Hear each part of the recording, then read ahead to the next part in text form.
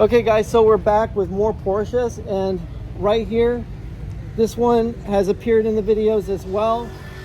And as you can see, a lot of these are adorned with vintage stickers from Le Mans. Right here, 24 hours of Dumas or Le Mans.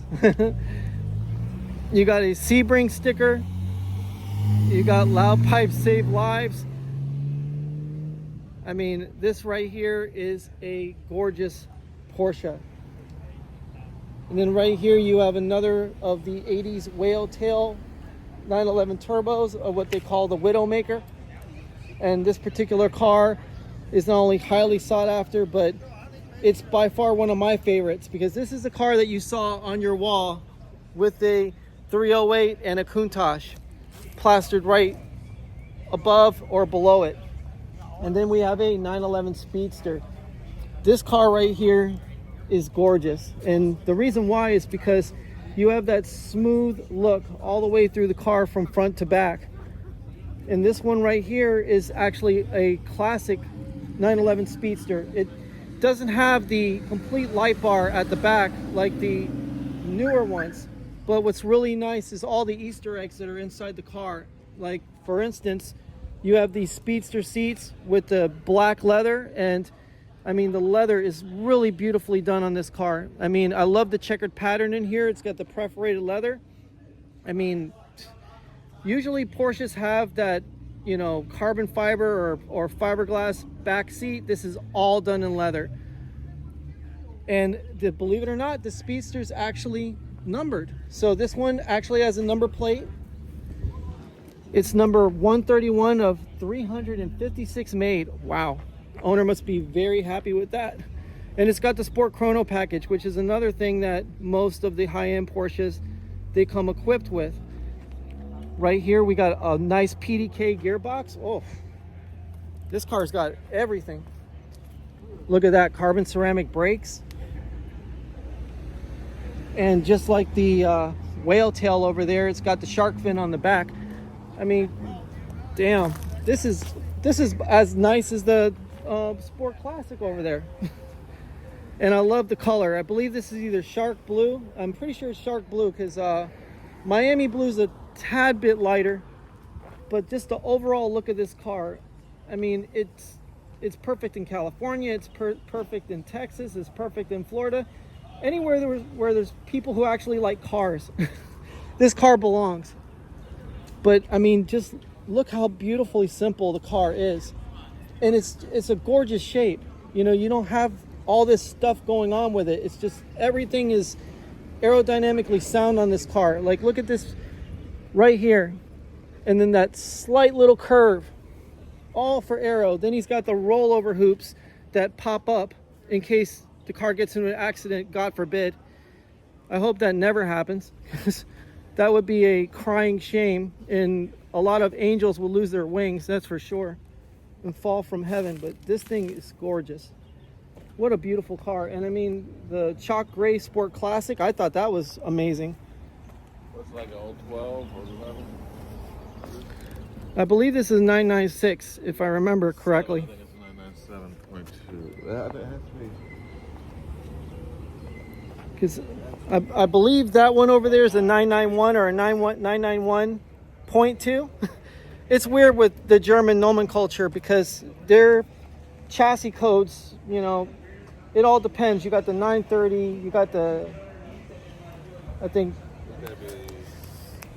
trying to figure it out. God, I gotta brush up on my Porsche. But regardless, I mean, this is fantastic when you got this car, the Sport Classic. Last month we had the Carrera GT here, which, I mean, that's just like a mega car right there. And then this.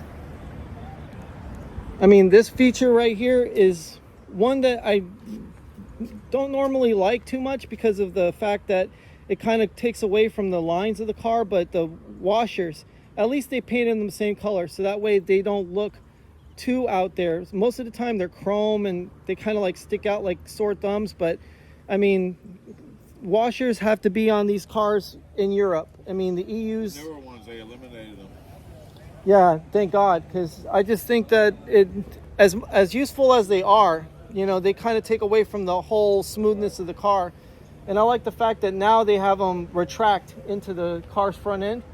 So they're still there, but they're not like obvious. But I mean, hey, it's part of the car. It's no different than the Countachs in the 80s that had the accordion style bumpers on the front, which they forced them to put on there because of regulations and everything. Gorgeous car, gorgeous car. But guys, definitely worth seeing out in the wild. I mean, this car must look amazing going down the strip. And the owners, they have to be proud parents of this thing. But without a doubt, right here, another classic 911 Targa. And this one has the brushed aluminum hoop, or halo, as a lot of people like to call it, 2.4 flat 6. And it's got this burgundy color. I mean, I love these. I'm so happy to be out here and actually see these cars in real life. You know, it's 2023 and a lot of people don't even know these things exist, which is a shame. But right here, the halo, it's got that brushed aluminum look. Oh, so gorgeous. And I mean, this is exactly what the newer Sport Classic or Heritage Edition Porsche's trying to mimic, is trying to mimic these classic cues that a lot of the 911s have been, you know, coming out with ever since the original 911 in 1964. I mean, just gorgeous color too. And look at this, that's a massive intercooler.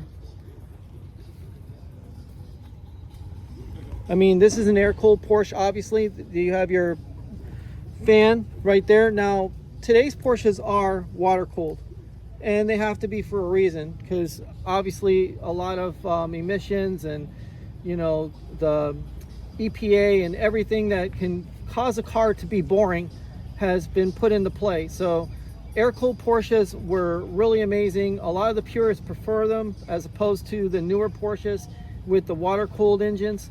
But in the defense of the water-cooled engines make more power, they're more reliable in a way, and they don't have to run as heavy of an oil, which is better for gas mileage. But these were called the Widowmaker. This particular car had the single turbo, and it had so much lag you could read War and Peace before reaching an apex, and then turbo kicks in and you're in a tree. So this car killed a lot of people. And it's a shame that it did, because you know, those people didn't know how to drive it, and Porsche's engineers, they did everything they could. That's amazing.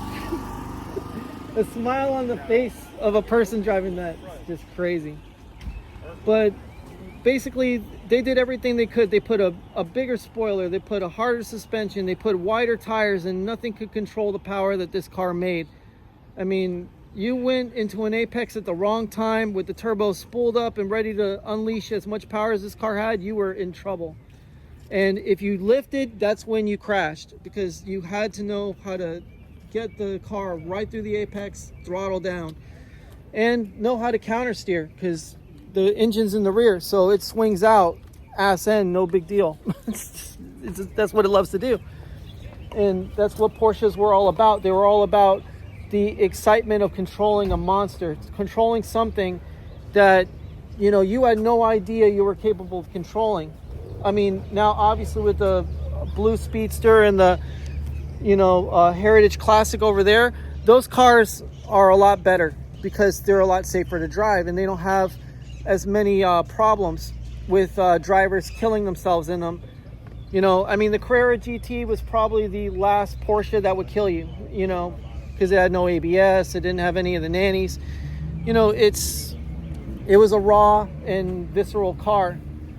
But today's Porsches are a lot safer and a lot better. Okay, guys, this is basically the two owners of that blue Porsche Speedster. They're actually all the way from Germany, can you believe it? So I actually got to meet my first German couple in a long time, and Turbo Tom actually knows quite a bit about Germany too, because he was actually stationed there in the military I was independent. Oh, independent. So I was out finding ammunition for World War II in the fields and grenades. But nevertheless, they have quite a collection of Porsches, and they even have a McLaren Elva, which is pretty amazing. But what really impressed me was that blue speedster they had. And I mean, you'll see in the previous video how I'm just basically drooling all over it. Just, I can't stay away from it. I get way too close for comfort sometimes with it. I'm trying my best not to hurt it. But without a doubt, guys, I mean, these two are amazing car enthusiasts. I mean, the smile on her face it can light up a room. I mean, this is why I come to Fuel Fed Fort Lauderdale. And I know the content is like fuel fed, but I mean, when you meet people like this who are real car enthusiasts, people who actually like to drive, enjoy their cars, and don't subtract, they add to the collection. They don't get rid of a car, they just keep on adding and adding. And I hope they have 100 cars, because they're all going to be interesting. So guys, say a big hello to our great friends from Germany, and without a doubt, she's amazing and he's amazing. Take it easy, guys. All right.